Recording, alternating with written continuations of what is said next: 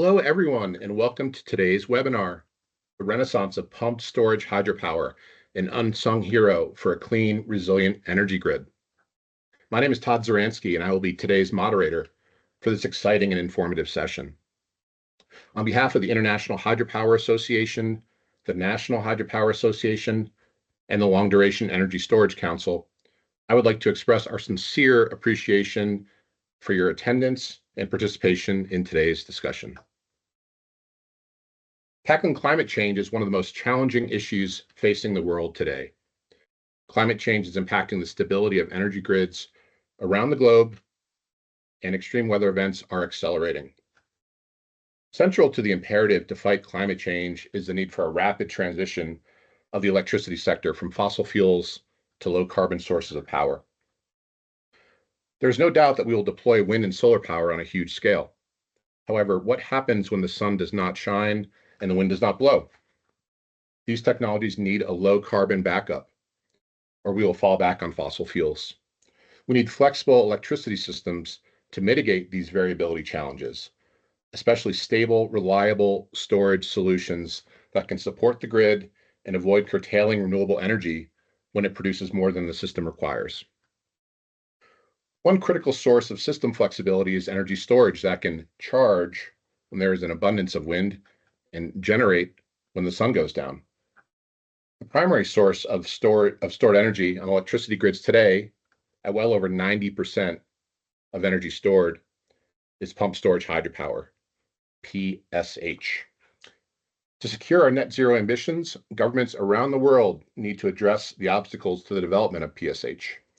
Planning and permitting needs to be accelerated, and attracting private investment and financing for deployment of PSH requires market arrangements that provide long-term revenue visibility. Fortunately, there's reason to believe that forward progress is being made to address these barriers, and a sense of optimism and momentum is emerging in recognition of the compelling value proposition PSH offers to our energy grids and the energy transition as a whole.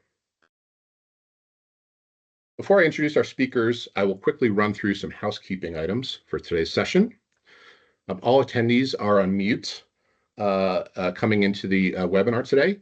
We encourage you to participate actively by submitting your questions and comments, and our speakers will address as many as possible during our time together today. Last but not least, this recording and slide presentation are being recorded, and the copies of this will be submitted to you following today's session. Our speakers, thank you. Our speakers today are Julia Sauter, CEO of the Long Duration Energy Storage Council, Eddie Rich, CEO of the International Hydropower Association, and Malcolm Wolf, CEO of the National Hydropower Association. Welcome, Julia, Eddie, and Malcolm. All three speakers will offer some brief introductory remarks, then we'll have an interactive discussion, and take some questions from the audience, and close. So without further ado, let's dive into our first presentation. Please join me in welcoming Julia Sauter. Julia. Thank you, Todd, very much. It's great to be here with our partners.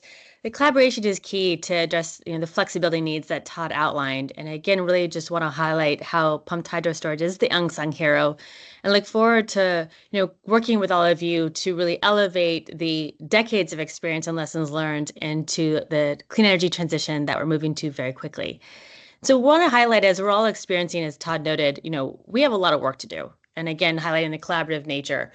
As you see in this graph, we've got, and I've seen many graphs from IEA and IRENA, the amount of renewable energy that we need to really address the clean energy transition is enormous. We need, as what was called out at COP last year, 11 terawatts of renewable energy by 2030. And we're working on that pathway, but we cannot continue to do this at a 10% increase. We have to be almost double that. And so really, it's really critical for us to look at, how when we have all these renewables coming online, how do we provide that 24/7 certainty, that flexibility, and that reliability that we can with pumped hydro storage? And as we're bringing on a tremendous amount of renewable energy, we also need to really bring in long duration energy storage to fill in those gaps, to provide that energy shifting. And if you're looking at the next slide, you're seeing that, with this enormous build out of solar and wind and renewables, there are certain components when you get to 30%, how much duration you need of storage. At 40%, 50%, at 60%, integration of wind and solar, you're seeing that you need 8 hours, 10 hours, 24 hours, 100 hours of long duration energy storage, providing that reliable, secure, affordable service. And really showing again that this partnership of renewables with long duration energy storage is essential. And what's fabulous is that we're seeing this increase in renewables. We're seeing this need for long duration energy storage grow. And we're also seeing the investment. We're seeing more and more funding from around the world being invested in long duration energy storage. And again, this is just the beginning. We need to see a lot more. But just last year, there was over $4 billion invested in LDES technologies. And looking now from building on the partnership of the increased renewable energy, the penetration of renewables that is growing around the world to address decarbonization, the financing for long duration energy storage, we're now moving into, on the next slide, really showing that we're looking at the diversity of the durations that are needed. And today we're going to be really honing in on mechanical long duration energy storage, the pumped hydro, the closed loop, the open loop, the liquid air, the compressed air, the gravity-based components. But there are also all the thermal energy storage, a lot of the industrial hard to abate sectors, providing heat, again, our steam. We have electrochemical, all the elements on the periodic table that provide the flow batteries, the different type of anode batteries, again, the elements to provide the services, and then also the chemical hydrogen ammonia. So we have this kind of power to heat, power to X, power to power scenario that we're really trying to address. And again, looking at these 8-hour plus timeframes, the intraday, the weeks, the seasons, the fact that we have solutions that are available today that are in the marketplace that we can have to address the growing renewable energy integration to address the clean energy transition. So again, the diversity of long duration storage is critical, and it's really important that we continue to highlight the unsung heroes like pumped hydro and just the role it plays in decarbonization. And just for everyone's overview, the Long Duration Energy Storage Council really promotes this diversity in the durations. We have this entire ecosystem on the next slide that you can kind of see of our membership. And again, the partnership with NHA and IHA are critical. We have shared members to, again, really work on the urgent need to bring long duration energy storage into the marketplace. And we're all working together on expanding this $4 trillion marketplace, the savings that can come annually when you bring long duration energy storage into the market, and also the goals. As we work towards this 11 terawatts of renewable energy, we need to have storage. We need to have, a global energy target that we're working with. We need to have, 8 terawatts of long duration energy storage by 2040. So these are all critical components that our partnerships and collaborations are working towards as we move towards the urgency of decarbonization. And on the next slide, I mentioned the collaborations, the partnerships. IHA and LDES, with our partnership with NHA, we are part of the Global Renewable Alliance. We have been working really hard with partners to push forward the 11 terawatts of renewable energy. And now we've been working on a 6-fold increase in global energy storage so that we can meet the integration of renewables with a reliable, flexible service of storage, and in particular, long duration energy storage. So it's really critical to kind of build this momentum, have the right policies, the funding in place, and really see pumped hydro as a key part of this transition. And having these global energy storage targets also really continue to push and support the marketplace. And so I want to hand it over to my colleagues, but again, just appreciate the support, the collaboration, the partnership, because we have an enormous amount of renewable energy to bring online, but we have the solutions in place to make it work in our decarbonization economy. So look forward to more conversations from Malcolm and from Eddie, and again, the partnerships to make these targets become a reality and deploy more long duration energy storage. Back to you, Todd. Thanks. Thank you, Julia. Over to you, Eddie. Yeah, thanks, Todd. And yeah, I've been watching a lot of Olympics, and it feels like we're doing a nice little relay race here. It's an important team to make sure that we are dealing with what we sometimes call the ignored crisis within the crisis, that issue of how to ensure there's backup for wind and solar at the same time as making sure we have storage capacity. And I don't think we're going to achieve decarbonised electricity grids without that. So next slide, please. I think you all know who we in the International Hydropower Association are. For anybody who doesn't, it's nice to meet you. We are the global voice of sustainable hydropower and represent the industry. So if we go on to the next slide, where I'm going to take what Julia has said and try and focus it down on the technology that we're focusing on today, the unsung hero, this pumped storage hydro, or what we sometimes call the world's water battery. And this is going to be a big theme for us over the next year. It really is important to say this is 90% of the stored energy in grid scale applications around the world at the moment. So when people do talk about long duration energy storage, or indeed energy storage as a whole, at the moment, we're very much talking about this proven mass scale technology. And that's why we really want to bring the unsung back into the, or bring the sung back into the unsung. Make people remember not to ignore this technology. Next slide, please. And it's good news on the whole. Things are happening, but the world is waking up. Malcolm's going to talk about what's happening in the US, where there are a huge number of projects potentially in the pipeline. Next, please. We're going to also look at what's been happening in Great Britain, where they've very much identified the need for flexible capacity, but also there are about 13 gigawatts of oven-ready projects to go, waiting for a financial mechanism. France, I mean, it's not a particularly large number, but I want to show it as illustrative of what's happening across Europe, where there's, again, a wake-up to the potential of pumped storage. India, which is exploding into action, and you're seeing an enormous amount getting built around the southern states on pumped storage, and that's partly because they've got their policy environment right. Indonesia, again, illustrative of Southeast Asia, where we're seeing a lot of new activity, which in countries which have potentially been backing up using conventional hydropower. And then next, China, the big show in town, of course, as always. These figures dwarf all the others. And you see that target of 120 gigawatts by 2030. Things are moving there. And then finally, in Australia, where there has been a sort of renaissance, a revolution happening in the need for pump storage to fill the hole left by coal. Next slide. We've been working, as I say, pump storage, big thing for us over the next year, and we're working on a number of activities and materials and events.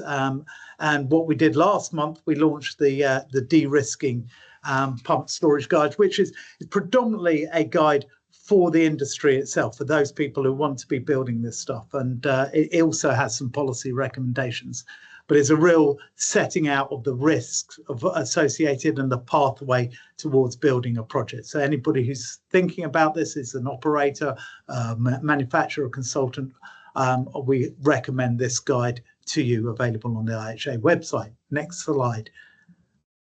The guide also includes a sort of timeline of all the different stages of a project and the different types of risks associated with that. Next slide. We are working on another guide, which hopefully will be out in the next couple of months. If the de-risking one is predominantly focused on the industry itself, we need to focus on the policymakers. And I'm not going to talk at the detail of this. We can come back to some of this, but the really important message here is the market alone will not deliver these storage solutions. So there has to be government intervention. And a lot of them are saying to our three organizations, okay, we get it, we get the need, but what do we actually do?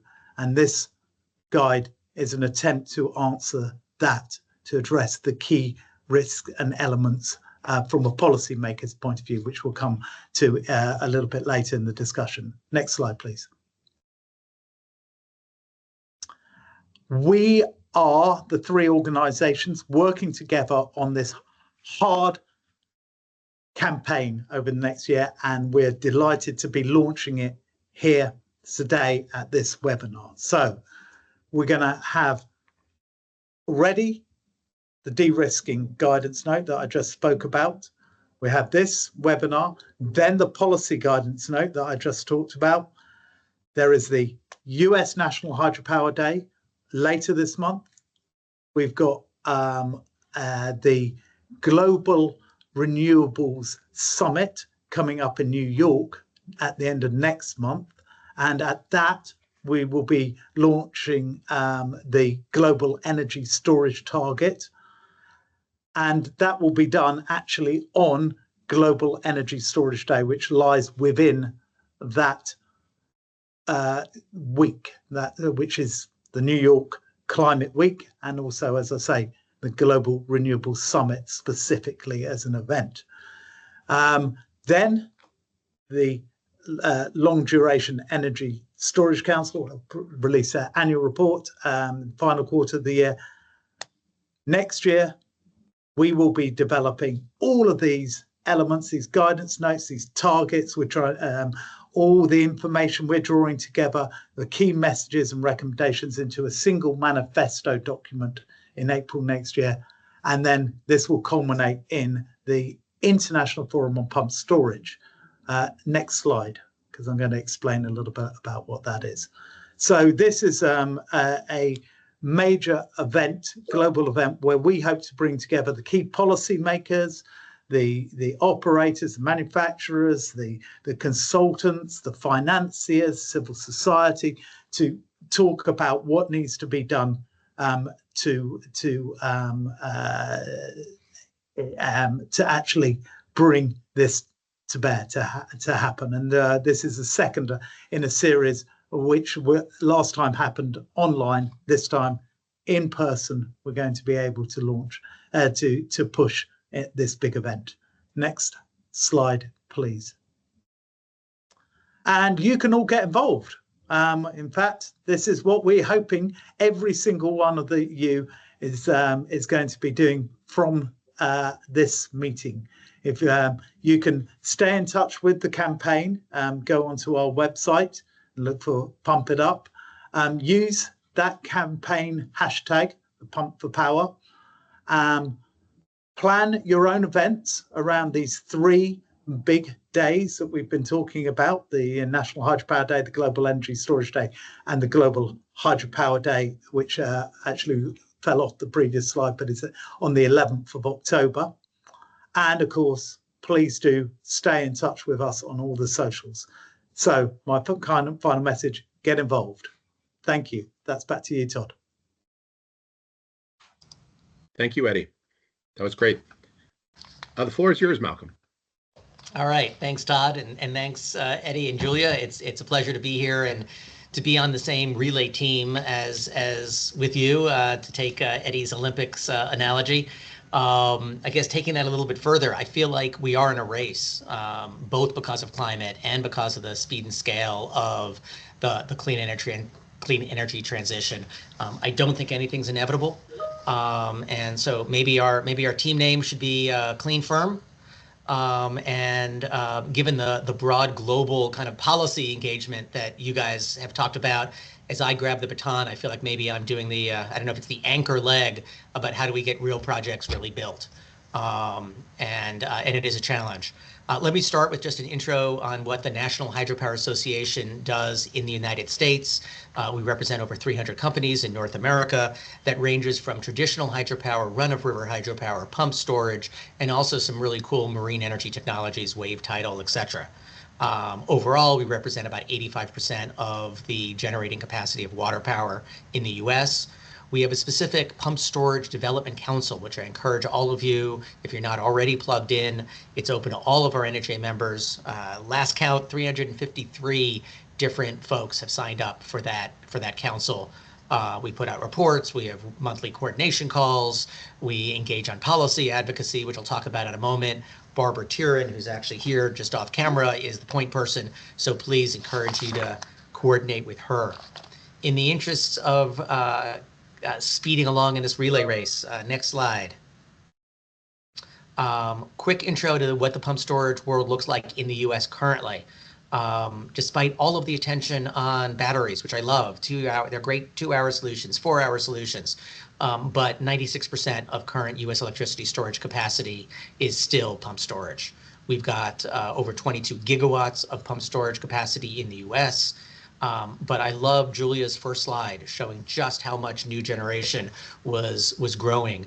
And if we know that most of the growth is going to be in variable renewables, we need that, Team Firm Clean needs something to firm that up. And I think this is a huge opportunity for pump storage.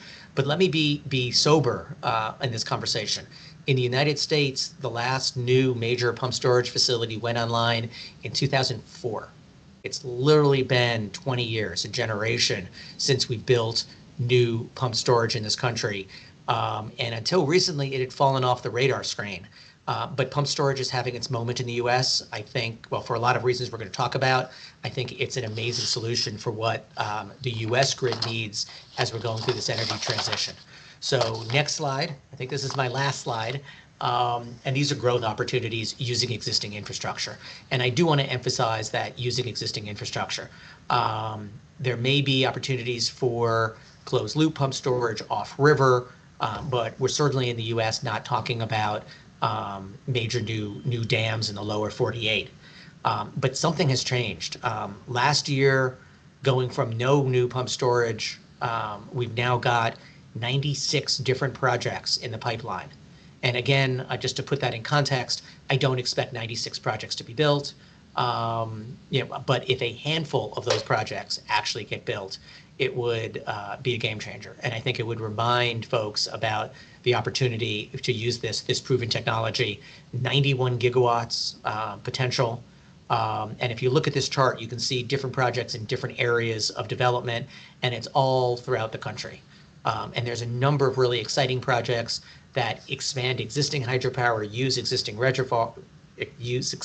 pump storage facilities, add generation to those, leverage existing water storage facilities. The idea that pump storage or hydropower writ large is tapped out is simply not true. So I think there's a lot of investment opportunities, a lot of exciting developments needed so that we can have a firm, reliable, clean grid, and encourage you to plug in with all of the efforts that all three of our organizations are doing. With that, Todd, I will flip it back over to you so we can start our conversation. That sounds great. Thank you, Malcolm, Eddie, and Julia. So let's just dive in here. What I heard is that from all three of you, there's varying degrees of optimism. I heard Eddie use the term good news to describe growth prospects for PSH. Would love to dive in a bit more on that topic. Why are you excited about PSH? What is encouraging? Who wants to go first? We're all excited about it. I'll jump in because I can't help myself. From my perspective, there's three major things that are happening now. First and foremost, we're seeing the effects. I think this, our friends and family are seeing the effects of climate change. So the urgent need to deal with the climate crisis changes the conversations. In the United States, for example, we've got a very deliberate conversation with environmental groups, with tribal nations that never would have been possible, but for the recognition that the climate change is upon us now. The energy transition is forcing the need for more variable renewables. Great, but we need to somehow firm that up. So I think that kind of climate, political, real world reality is one reason why I'm excited, because I think pump storage is a natural solution for what the grid needs. In the United States, I'm also excited because we now have some federal tax support. In the Inflation Reduction Act, enacted almost 2 years ago at this point, it included a tax credit for all forms of energy storage, and pump storage is included in that. So it's great that it's technology neutral, let the best technology win. Lots of forms of long duration energy storage, but pump storage is a great solution, and a 30% investment tax credit goes a long way to leveling the playing field and making these technologies viable. And I guess the third Well, the third reason in my mind is the increased penetration of variable renewables. As we're getting more and more renewables on the grid, we need to balance them up. I think in the United States, and I think globally, a lot of pump storage was built to balance out nuclear 30, 40 years ago. We had excess load, excess generation at night. We could use that excess load, pump up to refill the reserves, and then release it during the day when we were having peak demand. In a lot of places in the country, it is exactly flipped now. Now we've got excess generation during the day in California. They are pumping up during what used to be peak hours of midday when you've got maximum solar production. That's when we can pump up our pump storage and release it at night to firm up when the sun sets and the solar goes away. So those are three drivers that I see of market growth for pump storage and why I'm excited. Thanks. Perhaps if I can pick that up at that point, because I agree with all of those points, and I want to sort of perhaps illustrate it with an example. I always think of the story about how our President Malcolm Turnbull got involved in the first place.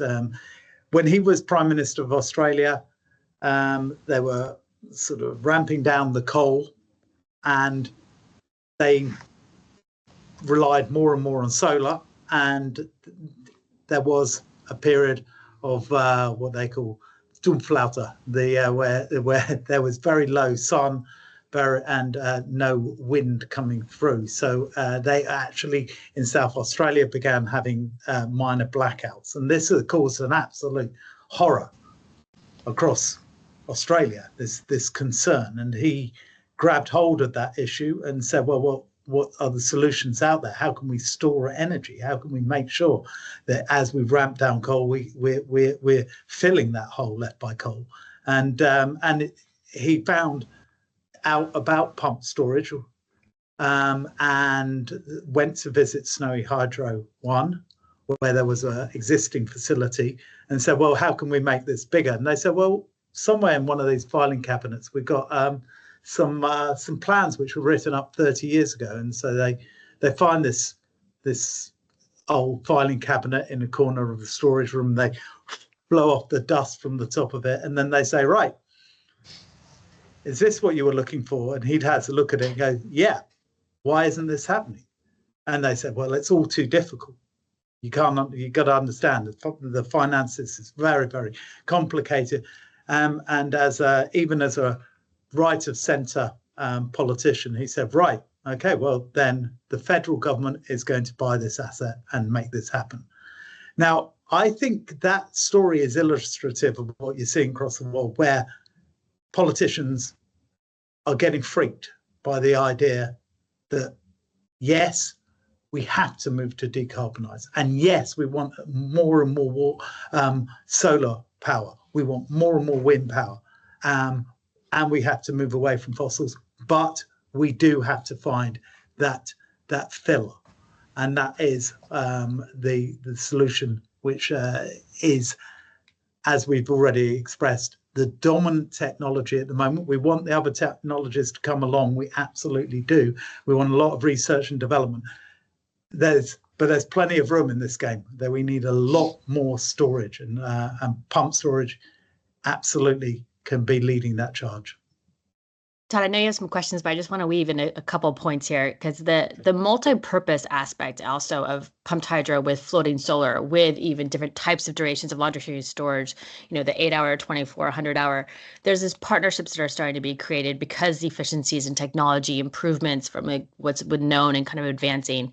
And I think it's really important to kind of look at the public-private partnership to build in one of the questions that was asked by one of the colleagues calling in on Eddie's point about earlier, the revenue visibility, and to Malcolm's Wolf points about, the tax credits. These are all tools that work and that we need to keep making sure that we continue to support and build from, because what we're seeing, just for another example, in the U.S., the U.S. Department of Energy announced funding and partnerships for projects, and one of the ones that won in the bids was a pumped hydro project, and that's in the Midwest. And so this is evolving and happening. And again, we have to continue to push forward, the different creative toolkits that we have for blended finance, for partnerships, and for planning and permitting. That inclusivity is also really important, that the stakeholder voices from all the players need to be incorporated to push this forward faster.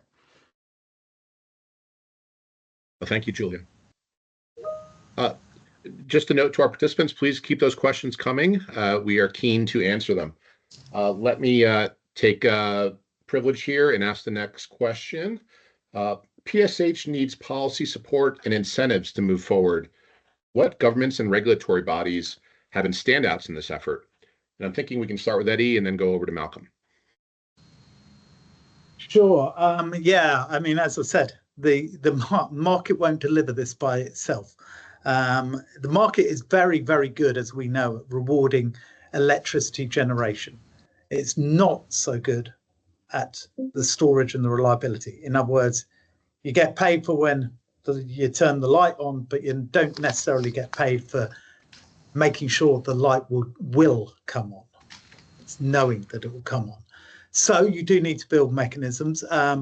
I think I mentioned before that when I look around liberalized economies, what India is doing is really cutting edge. I find this at the forefront.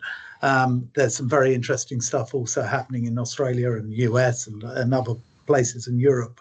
But India has picked up on almost all the aspects. They've first of all done the long-term planning to model how much variable renewables are going to come onto the system. Therefore, over the longer term, how much long duration energy storage they're going to need to back that up and get the most from it, which then made them establish mandates for hydropower in general. So a certain amount of new electricity had to come from hydropower. And then they established the guarantee of long-term prices, so that if a private investor came in, they would know that the price would not fall below a certain price as long as they continued to store it or develop it. And they also help with some of the initial setup costs, because of course these are high capital costs. Then they established all sorts of mechanisms to support all the other services that pumped storage provides. Its capacity or inertia, and also some of the other aspects of flood control, of irrigation, and making sure that all of these aspects were rewarded through a very gentle government intervention has allowed the market to really work. So pump storage has been enabled. And we see elements of that in many other markets, but the Indians have got it all together. That's really interesting. I'm going back, Eddie, to where you started your answer, which is that markets will not deliver a solution by itself. I hadn't heard it framed quite like that before. I think in the United States, that would be a controversial statement. I don't think folks, we are so focused on markets, thinking markets is the solution. But I'd welcome that debate, because I agree 100%. We're not seeing markets develop that solution. We haven't built any in 20 years. And actually, when you see how government's actually acting, I'm not sure folks would admit that in the United States that markets aren't going to deliver the solution, but they recognize that it's true and are taking some action in light of that. I mentioned the 30% tax credit that was part of the Inflation Reduction Act. It's actually even more if you can meet various qualifications. If you promise to build with a certain amount of domestic content, if you build in certain energy communities, you can get an even higher tax credit. So the government is definitely putting its finger on the scales. Moreover, we realize that there's all of these challenges to getting it built.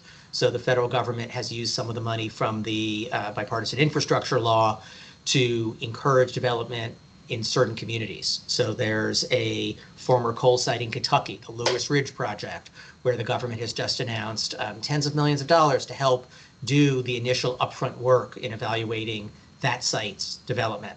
I think there needs to be a greater recognition of the government role, and maybe it starts from a reframing. I'm an energy guy, and I've spent my career on sustainable energy, but what we're talking here is infrastructure. These are forever assets that are going to live for 100 years. They're going to shape communities. In so many places, the communities have been built around them because you built the reservoir and now you've got recreation and all these other benefits. If we think of this as infrastructure for the greater community good, electricity is a public good. We want a reliability 24/7. Thinking about it as an infrastructure project rather than trying to finance it like a energy project that's only going to be around for 10 or 15 years. Very different dynamic, very different government role, and maybe we need to figure out how to reframe it to get more support for that government role.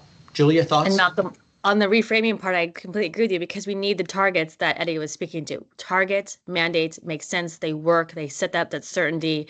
They start the platform moving forward. And when you build in incentives that highlight community benefits and other kind of partnerships, you bring the whole package together. So it really is important that we have the targets, state targets, country targets, global targets, and specifically for durations of energy storage, because this is so important for the marketplace and for the government partnership. So just want to highlight again that this, again, that creative package that we're all working towards needs these essential tools, the mandates, the markets, and the incentives. Thank you all. Thank you.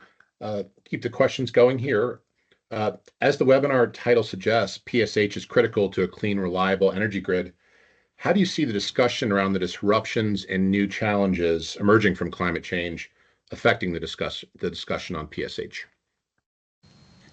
The part of the innovation that's happening too is that it's building on a lot of the amazing experience and expertise of pumped hydro. I mean, we have members that are doing really phenomenal things in gravity, just building on the knowledge and expertise, and just highlighting again that there's a value add here, and that it's proven, it's known, and it works, it's reliable. And I would also bring in the fact that this trifecta of the policies, the partnerships, and the financing, to really keep this going forward. There are people are asking about what kind of other incentives and infrastructure. A lot of areas that have smaller pumped hydro that want to get larger, or just even have opportunity using existing infrastructure like mining, even fossil fuel assets and existing transmission lines. There's different ways to bring brownfield and greenfield into the planning that we need to have too. So I just would highlight that there's a lot of processes that we can be more kind of cohesive on to make sure that we start addressing the urgency faster. So coordinated planning, you bringing in innovations with incentives, and again, those mandates and the partnership piece. I've got two thoughts I'd like to add on the climate change piece of it. I guess first I'll double down on the infrastructure. We know that climate change is water change. We know that there's going to be more, at least particularly in the US out west, there's going to be more rain, there's going to be less snow. What that means is we're going to have more floods and then more droughts. More floods in the spring, more droughts in the summer. So we need to be thinking about climate adaptation, and that is classic infrastructure. You may need more dams to deal with flooding. You may need more water storage in order to deal with this. How do you pay for those infrastructure? Pump storage. Hydropower can be a way to offset those costs. Second thought I want to address is the tragic photos that I assume many of you have seen of the Colorado River. That river basin is overtaxed, has been since its creation, but it's created the misperception that hydropower could be running out of water. And that's not the case. That's not even the case in the West, in the US West, in the mega drought. There was a study done by the US National Labs about a year or so ago. It found that hydropower in the West during the summertime mega drought is still at 80+% capacity factor. The pictures from the Colorado River are the exception. We've had, the reservoirs in California have refilled with the atmospheric rivers. The weather's an inherently local thing, and I don't want the global audience here to get the perception that because of the problem and really the overtaxing of the Colorado River, that is a localized problem in a big region. But it's not representative of the resource globally or even the resource in the US West during this mega drought. Perhaps if I can just I really like you doubling down on the infrastructure. You're right. I mean, as we see more droughts, we see more floods. The answer is going to be, whether we like it or not, more water infrastructure. And why not power it, as you say? If you're going to do it, why not power it? Pump storage is particularly good because it stores the water away from the rivers.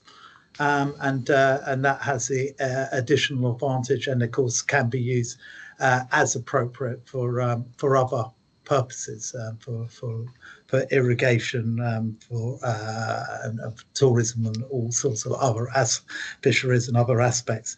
It is weird, isn't it? I mean, the only time the hydropower sector gets most noticed is when there's not enough of it.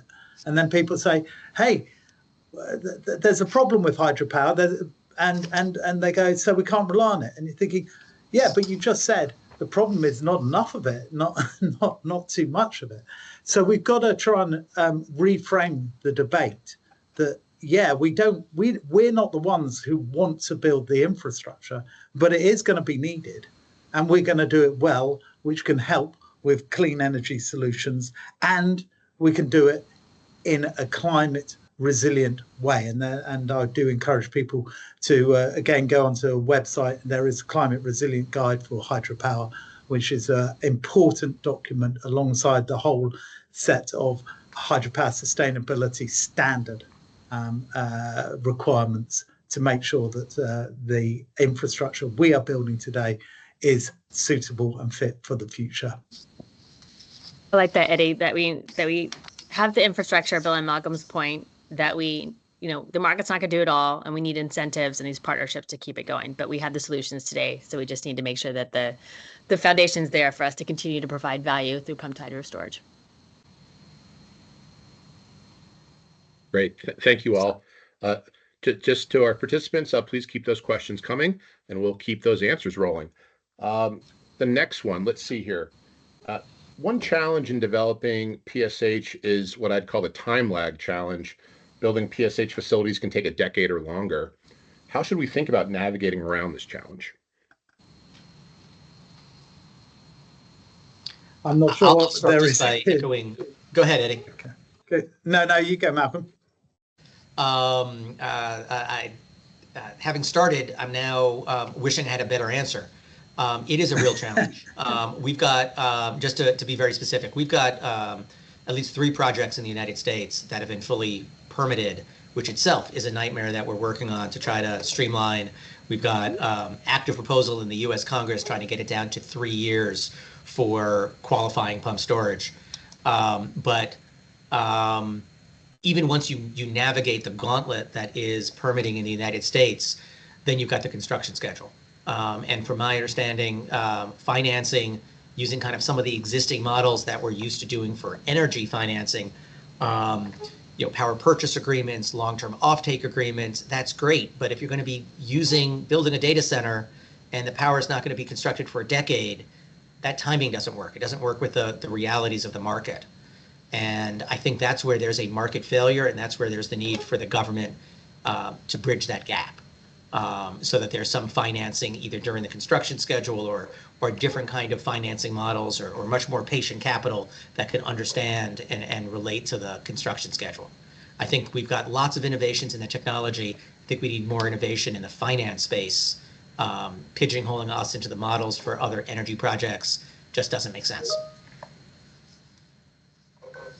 Thanks, Malcolm. You put it very well. There aren't any easy answers on this, and we look a lot at these issues in the de-risking guidance to try and establish, what bits of this can we streamline, what bits of it can we foresee in advance to make sure that we're not taking problem after problem in sequence, but instead trying to plan for all of them to make sure that you're not getting around each obstacle. Streamlining of licensing is something that the Global Renewables Alliance more broadly has done a lot of work on. And they've produced some pretty good documentation on guidance notes for policymakers on how that can be shortened. I think when you look at that specifically from the hydropower sector, we would very much encourage all companies and all governments to align their licensing requirements, at least on the ESG side, with the Hydropower Sustainability Alliance. It's the internationally recognized approval mechanism, and it is a very powerful document brought in by, and standard, I should say, brought in by civil society and by governments, by financiers together, and it qualifies people for green bonds and so on. So I think it's really important that that sort of gets embedded within government's licensing and permitting procedures to speed the process up. Yeah, your parallel pathways approach that we've all commented on is key. Like, this is not A plus B equals C. It's A, B, B, B, C, C, C. Like, get this going so that you can really kind of maximize your time. And really want to reiterate Malcolm and Eddie's points about that inclusive planning. These are large projects with a lot of voices and a lot of jobs, and it's really important to have support from the beginning, and really being inclusive about all the different attributes is key. So upfront conversations, which many of the companies are already doing, that will continue on, really helps the process speed up too. Well, thank you all. Question came in for Eddie on the guidance note on de-risking PSH. Can you give us a bit of 3 big takeaways, for instance, on that analysis, Eddie? Yeah, actually, I'm going to bring in my, if you allow me, Todd, my colleague Rebecca Ellis, who led the working group, because this was not an IHA alone project, but a whole wider set from across industry on building together this document. So, Rebecca. Yeah, thank you so much, Todd.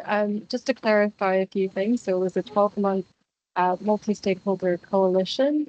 One of our core aims is to develop a guide for which any key stakeholders, be it those who had little knowledge, those who have a large amount of knowledge, would be able to take it and use it and ask themselves questions, and to make sure that we're answering that big question around, can we make sure that projects are delivered at pace? Because one of the biggest issues facing hydropower, as well as pumped storage hydropower projects, is that projects are not getting to final investment decision. And when they do, there's that long tail of cost and schedule overruns. So some of the critical things that we looked at were 3 thematic areas, including markets and revenue considerations, including those that policymakers might wish to consider, recognizing that projects probably need that public sector to recognize the importance of these infrastructure projects, but that the private sector is ready and willing to develop these projects.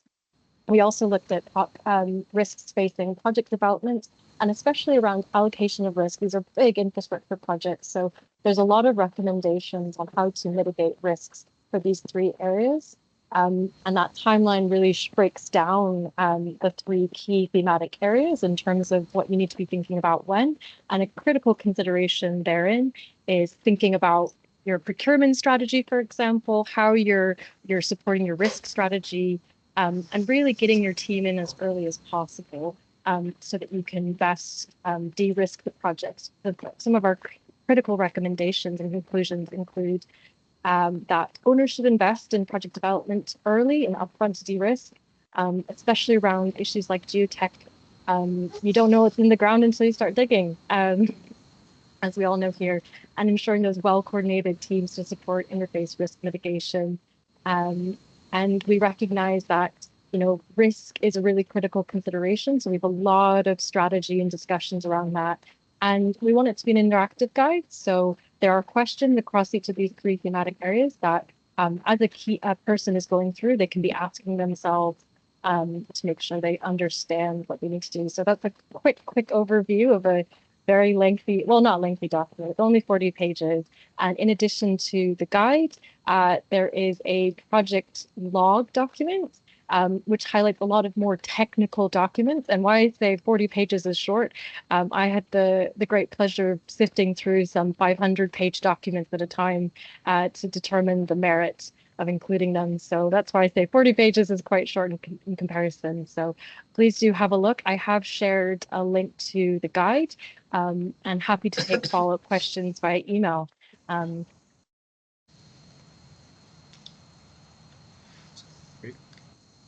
Well, a lot of great information packed in those 40 pages, that's for sure.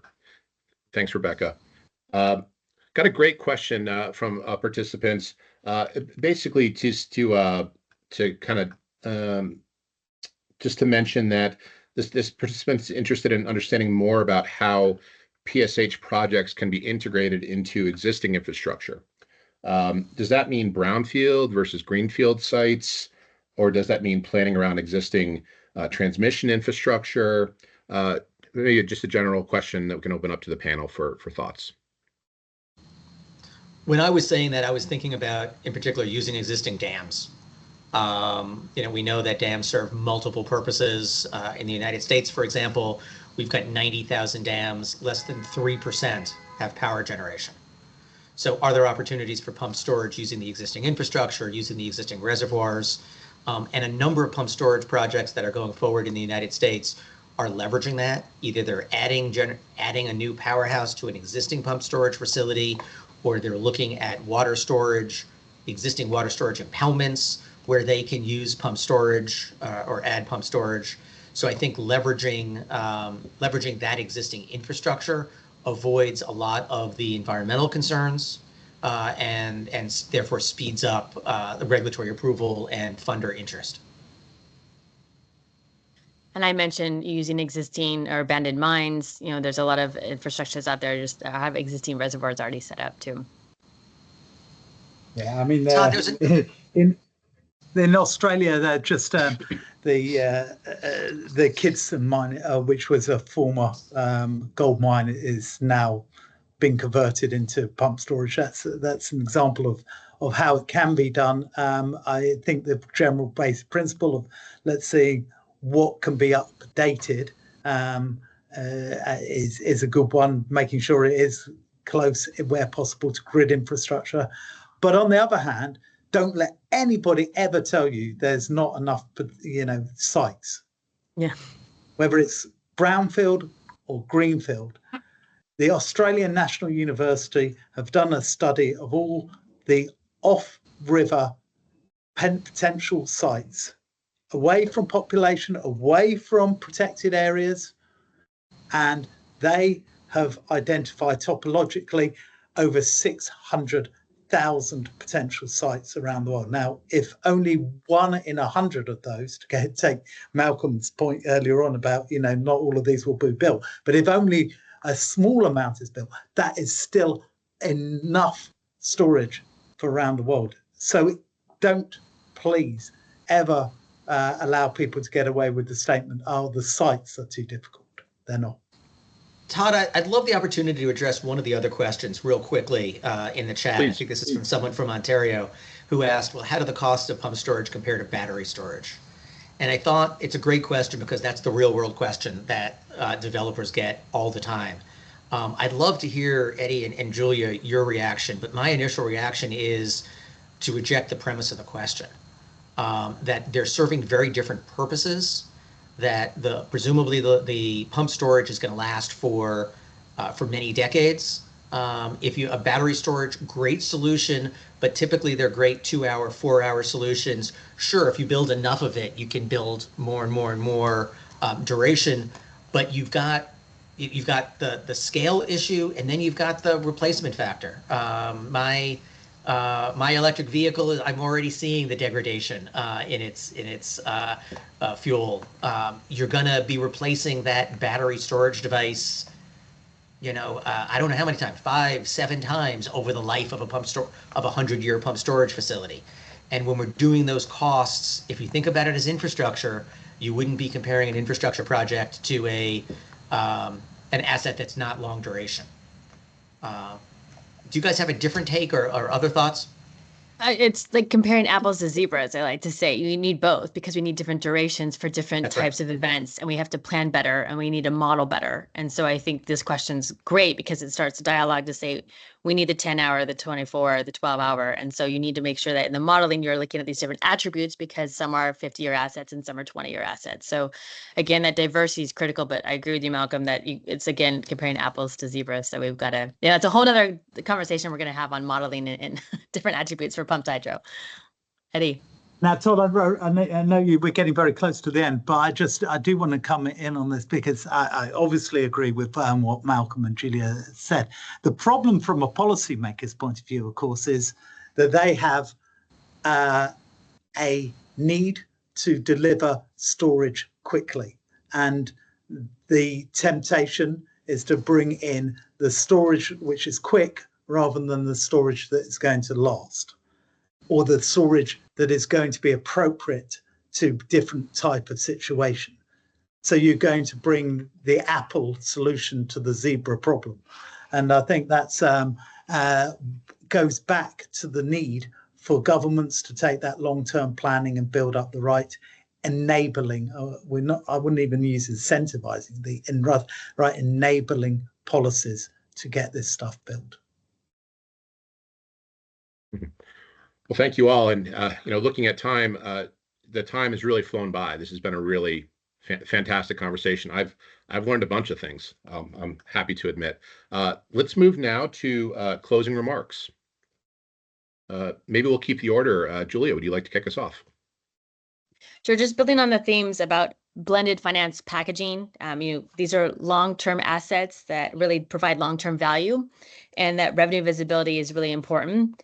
The inclusive planning and partnership with these parallel pathways are essential to make sure that we get long-duration storage built to decarbonize, and that we really need to take action with these public-private partnerships to bring on the value of what's already been proven and demonstrated to decarbonize. So I just want to thank Malcolm and Eddie and the teams behind really working on bringing us together to speak to the critical role of the unsung hero and how to make sure that pumped hydro is a hero again. Thank you, Julia. So from my side, I don't want to take up any more time. Just please join the campaign, make a noise. We have been, this has been an ignored and unsung technology. It's time to shout it from the rafters, and this is the way to do it. And I hope to see every single one of the 100 and plus people on this line at the International Forum in Paris in June next year. Thank you. I'll guess I'm the last leg of this relay just to reinforce the points that Julia and Eddie made. Join our respective campaigns. We're all doing really good complementary work together. If you're interested in the North American market, definitely give me or my colleague Barbara a shout, plug you into our Pump Storage Council. We all know this is a proven technology that's a great solution for what the clean energy transition needs. Thinking about it as infrastructure, maybe help reframe how maybe governments look at it and provide some of the market fixes that we need. There were some really good questions in the chat as well. We'll try to answer them. I know there was a great study done by one of the U.S. national labs that found that pump storage was the lowest, or at least one of the lowest of all of the life cycle cradle to grave carbon technologies. When you look at that, it was because of the mining impacts. So there are some great published studies that are already out there. So plug in and you'll find out about all these resources as they come out. And thank you to my colleagues for putting this on, and Todd for doing a great job moderating. Appreciate it. Oh. Well, thank you. And thanks everyone for joining us today and for your active participation. We hope you found the discussions on the value of PSH insightful and informative. A special thanks to our speakers, Julia, Eddie, and Malcolm, for sharing their insights and expertise. We hope you all have a great rest of your day, and we look forward to seeing you at our next engagement soon. Thank you so much, everybody. Thanks Thank to you. all. Thanks, Todd. Thanks all. Bye. Have a great day. Ciao.